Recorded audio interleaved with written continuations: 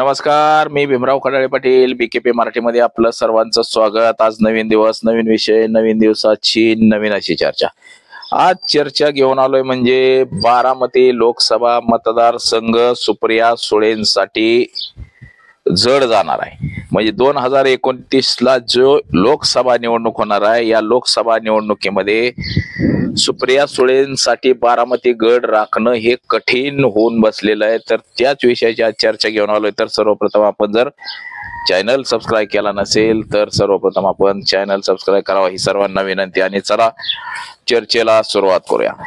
बघा, बारामती लोकसभा मतदारसंघ म्हणजे सोलापूर जिल्ह्याच्या बॉर्डर पासून अगदी सातारा जिल्ह्याची बॉर्डर आणि पुणे शहराची बॉर्डर अशा स्वरूपाचा हा बारामती लोकसभा मतदारसंघ बनलेला आहे। जवळपास 140 ते 50 किलोमीटरचा हा मतदारसंघ आहे।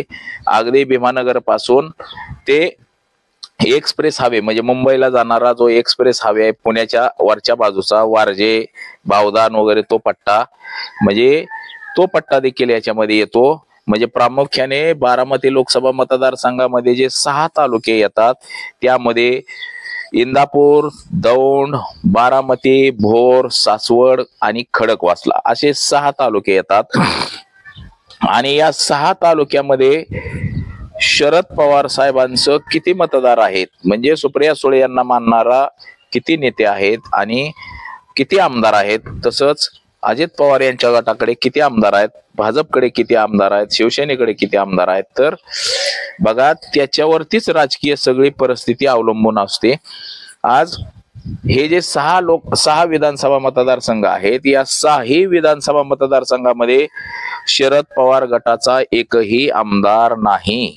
बघा, इंदापूरचं जर आपण गणित पाहिलं तर इंदापूरमध्ये दत्तात्रय भरणे हे अजित पवार गटाचे आमदार आहेत आणि शरद पवारांसोबत काम करणारे जे हर्षवर्धन पाटील आहेत, हे हर्षवर्धन पाटील यांचं देखील तळ्यात मळ्यात असल्यानं ते देखील हर्षवर्धन पाटील शरद पवारांच्या सोबत 2029च्या लोकसभेला राहतील म्हणून सांगता येणार नाही।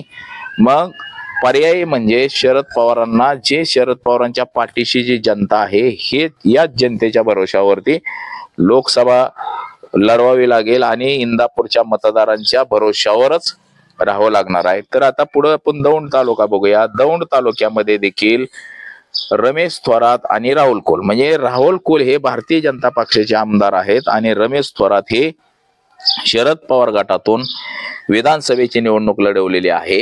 परंतु त्यांचा देखील काही नियम नाहीत, ते देखील भारतीय जनता पक्षात नव्हे तर शिवसेनेमध्ये जातील किंवा काय अजित पवार गटामध्ये जातील असं काहीही सांगता येणार नाही त्यांचं देखील। त्यामुळं या ठिकाणी देखील शरद पवारांना म्हणजे सुप्रिया सुळेंच्या लोकसभा निवडणुकीत जनतेच्या भरोशावरती निवडणूक लढवावी लागेल। तिसरा मतदारसंघ विधानसभेचा म्हणजे बारामती विधानसभा मतदारसंघ। बघा, या ठिकाणी काका विरुद्ध पुतणे अशी विधानसभेची निवडणूक झाली होती, म्हणजे अजित पवार विरुद्ध योगेंद्र पवार अशी विधानसभेची निवडणूक झाली आणि या ठिकाणी मात्र अजित पवार यांनी बाजी मारली। म्हणजे बारामती लोकसभा मतदारसंघामध्ये अजित पवार सध्या आमदार आहेत, परंतु शरद पवारांचा देखील गट या ठिकाणी स्ट्रॉंग मानला जातो। तर बघा, पुढचा तालुका म्हणजे भोर आहे। भोर तालुक्यामध्ये संग्राम थोपटे हे अनेक वर्षापासून म्हणजे 5वी टर्म त्यांची या ठिकाणी होती, 5 वेळा ते आमदार झाले होते। त्याच्या अगोदर त्यांचे वडील अनंतराव थोपटे हे काँग्रेसमधून आमदार होते, मंत्री होते। त्यानंतर संग्राम थोपटे हे भोरमध्ये निवडून आले आणि 2024 मध्ये जे इलेक्शन झालं बघा, या ठिकाणी राष्ट्रवादी काँग्रेस अजित पवार गटाचे शंकर हिरामन मांडेकर हे निवडून आले होते आणि ते तब्बल 26,000 मतांनी निवडून आले होते। म्हणजे 1 लाखाच्या दरम्यान संग्राम थोपटेंना मतदान पडलं तर 1,26,000च्या फरकाने शंकर हिरामन मांडेकर यांना मतदान पडलं होतं। परंतु या मतदारसंघामध्ये बघा, भोर तालुका येतो, राजगड तालुका येतो आणि मुळशी असे 3 तालुके मिळून एक आमदार आहे आणि मुळशी तालुक्याचा बहुतांश भाग हा पुणे महानगरपालिकेच्या अंडर येतो। तसंच बघा, पुढचा तालुका आहे सासवड। सासवडमध्ये संजय जगताप विरुद्ध शिवतारे बापू, म्हणजे अशी लढत झाली आणि या ठिकाणी एकनाथ शिंदे यांच्या गटाचे शिवतारे बापू हे निवडून आलेले आहेत.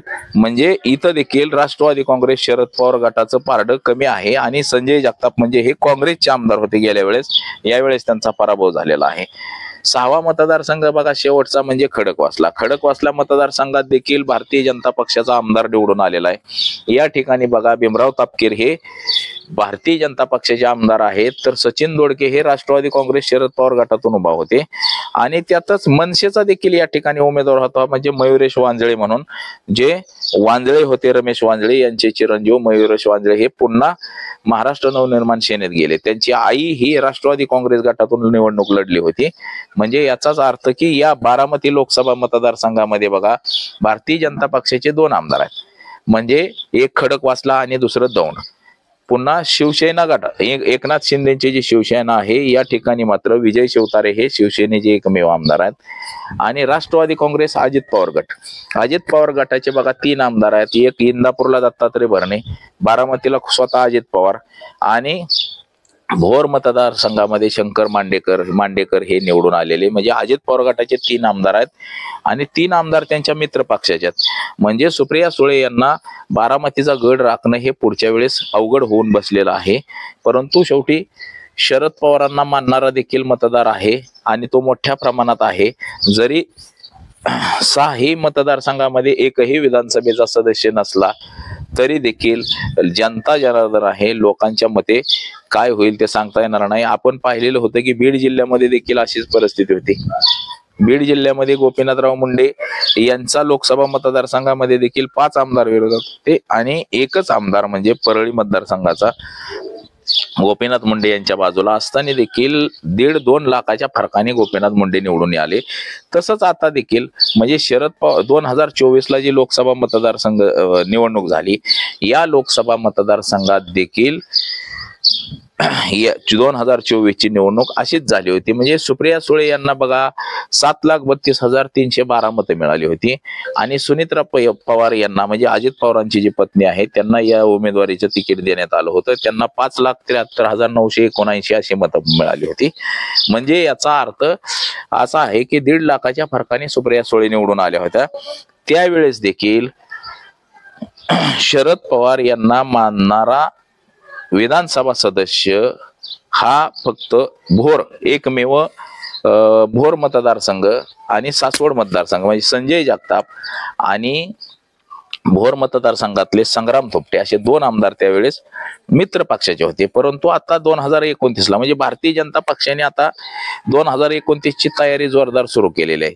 संग्राम थोपटे यांना भाजपमध्ये घेऊन त्यांनी 2029ची जोरदार तयारी केली असंच एकंदरीत म्हणता येईल. म्हणजे अजून पुढे जाऊन म्हणजे हर्षवर्धन पाटील देखील भारतीय जनता पक्षात जातील, रमेश थोरात देखील इतर पक्षामध्ये जातील आणि उद्या संजय जगताप यांचं देखील सांगता येणार नाही कुठल्या पक्षामध्ये जातील. कदाचित भाजपमध्ये जाऊन निवडणूक लढवतील विधानसभेची. त्यामुळं सुप्रिया सुळे यांना बारामती लोकसभा मतदारसंघाचा गड राखणं हे कठीण झालंय असंच एकंदरीत म्हणता येईल.